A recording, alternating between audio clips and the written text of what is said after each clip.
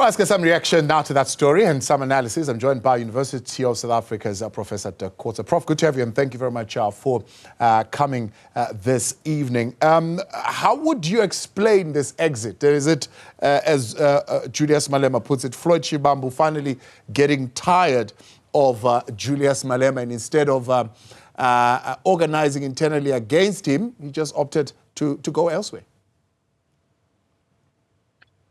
Yes, I think, well, the way in which we can analyze it is obviously still very early. But I think what we know at the moment and what we've over time sort of experienced is that I think, first of all, the decline of the EFF's support during the time of the election, that they lost almost 1.5% of their votes, is a new trend for them. And someone like Floyd Shivambu clearly understands what that means, and that is that the EFF is that there's now a very intense competition coming from MK party, that they've lost quite a lot of support to them, especially in the KwaZulu-Natal province, and that the prospects for the EFF, I think, is not so bright as he would have liked to see. So he sees actually the MK, I would think, as the new opportunity, as the new growth, the party with a growth potential, and not that of the EFF. At the same time, he has now for 10 years been, to a large extent, in the shadows of Julius Malema, and there's no prospects for him to really move on to a higher or a more prominent position within the EFF. So I think these are some of the aspects that we are seeing. At the same time, MK is also busy with their own moves. It's not as if they simply accept them. We know that they have kicked out or removed about 15 of their members of parliament. Yeah. For me, it appears as if MK is acknowledging that their position in parliament is not very strong, that they need stronger members of parliament. And I won't be surprised if ultimately Floyd Shivambu will end in parliament as one of their most senior leaders in parliament. With his resignation now, he has to vacate his seat in parliament. He can't simply move over to MK. But I think this is possibly the end strategy, is for him to strengthen the position of MK in parliament.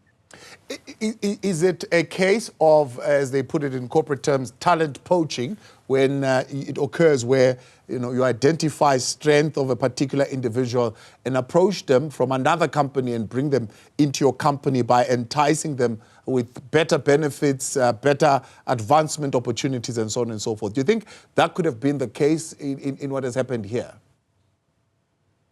I think it's part of it. On the one hand, as I said, I think from Shivambu's point of view, the EFF's prospects are not very bright. It's unclear where the EFF is going. They are just now moving out of the coalitions, especially in Gauteng. So they are losing some strength. They are losing some of their prominence.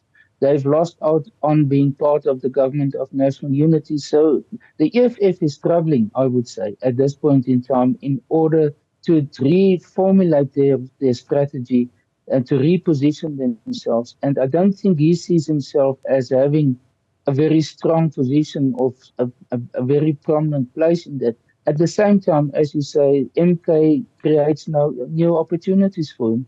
And I think this is what he sees.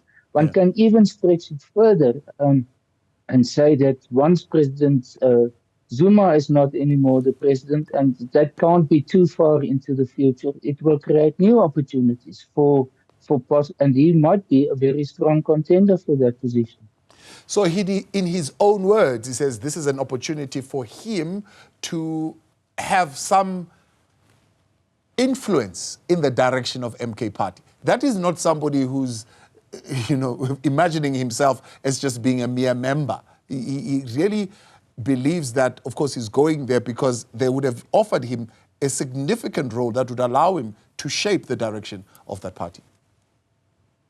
Yes, and that is the background why I'm saying this. Is that I can't imagine him sitting somewhere in the office of the MK party. He's certainly going to be one of the most prominent persons.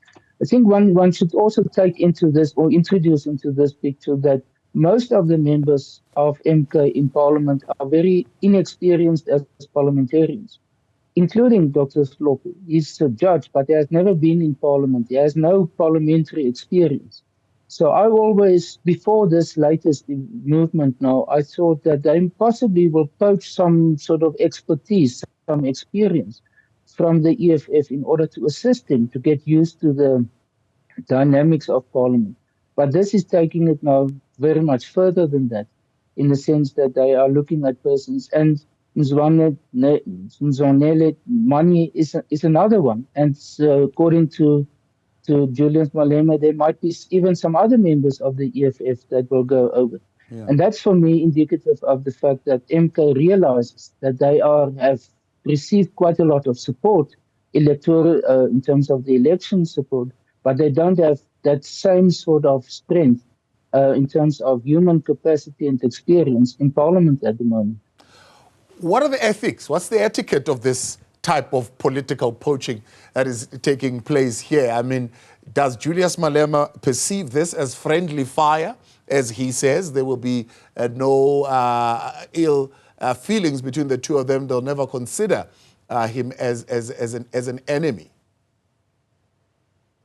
Yes, well, it almost takes us back to the time of law crossing, when members of Parliament were poached by the different political parties there, even with financial rewards.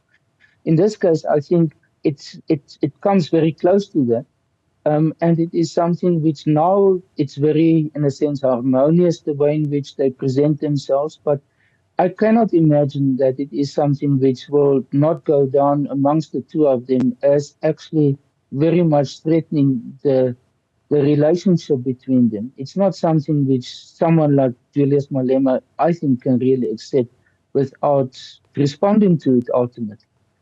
So in that sense, I'm not sure that there is this sort of cordial friendship or close friendship that existed between them will be able to continue under these circumstances. There's a term that has emerged, and whether this is the term that now seeks to, I suppose, explain the politics of the future, a term called progressive forces. I mean, it's being used quite a lot. It's something that we could have, of course, seen with the emerging of a MK party and some other smaller parties calling themselves the Progressive Caucus in the government of national unity. Well, not in the government of national unity, outside the government of national unity. What does that spell in terms of the future of politics, where we're going to see these progressive forces, be it EFF, MK party, ATM, and whoever else gets in there? Well, it's very difficult to speculate about this now because, in a sense, we've seen them in action during the time of the election. But then when it comes to the formation of the government of national unity, some of them, like, for example, the UDM, joined the government of national unity. So it split up a bit. It fragmented to some extent. And it is, I think, what we are seeing now is actually like similar to that of the multi-party charter, the DA and other parties. Like this one is possibly also going to dissolve to some extent. And that what will emerge, I guess, over time is that MK would like to establish almost a monopoly over this, that they will be the leading party and try to absorb most of the others. And I can see that some of the smaller parties might, over time, come very close to MK. But because of the floor crossing, the threat for them is that once they merge with, let's say, for example, MK, they will lose their seats in Parliament. So that is the downside of a possible merger or the factor that will mitigate against mergers, except when it is very close to elections. But I can foresee that will be essentially the strategy of MK, is to bring all of these parties, ATM, AIC, all those who've splintered away from the ANC over time, and to consolidate them. The problem, however, is that they will only be able to do that if MK consolidates itself very quickly. And that means that they must also have an elective conference like the EFF, They must stabilize their party structure. They must establish branches, which to a large extent they don't have yet.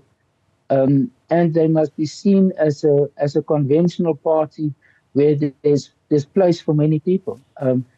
And at the moment, it's not. And I think what we are seeing is that it is very similar to what the EFF was in the beginning. It was more of a movement would try to keep away from the practicalities of a political party and all the bureaucratic and organizational work that's Right. required of political parties.